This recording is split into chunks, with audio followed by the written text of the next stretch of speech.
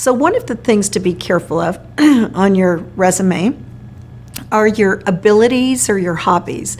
So what not to put on there are things that don't affect you in a role, that don't affect your acting.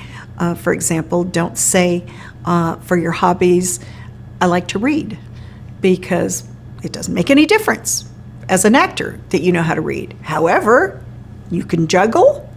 Great, definitely put that on, because who knows, the director may come and say, we're doing this party scene and this one character is kind of boring and it'd be fun if they were doing something kind of cool. So let me know with the actors that you've seen already for this part, who does something cool. Well, if I'm looking at your resume and I see that you juggle, that's going to help you get into the finalists for a callback. The same is true of things that can be as simple as driving a stick shift.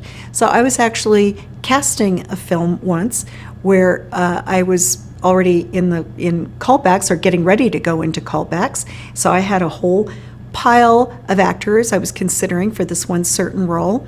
And the transportation guy came in, he said, by the way, whoever gets cast in this role has to drive a stick shift because we have already gotten the car that character is going to be driving. So imagine how much easier it was for me just to go through those headshots and see who had on there that they drove a stick shift. So my alternative to that is now getting on the phone and talking to every agent for every one of these actors and saying, can you call this actor? I really like the read, but they need to drive a stick shift. Will you call them and find out if they drive a stick shift? Well, that can take up to 2 days for that agent to get back to me, and I don't have 2 days. So again, it was the people who put on their resume that they drove a stick shift. They're the ones that got the callback. So be very specific with what you put on your resume.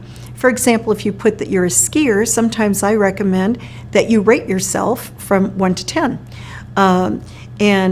Just because you're not a black diamond skier doesn't mean that we don't need a skier for a scene where we just need somebody on the bunny slopes.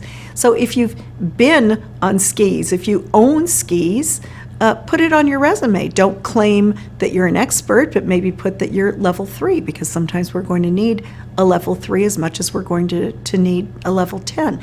So everything that goes on your resume should be very specific and very detailed.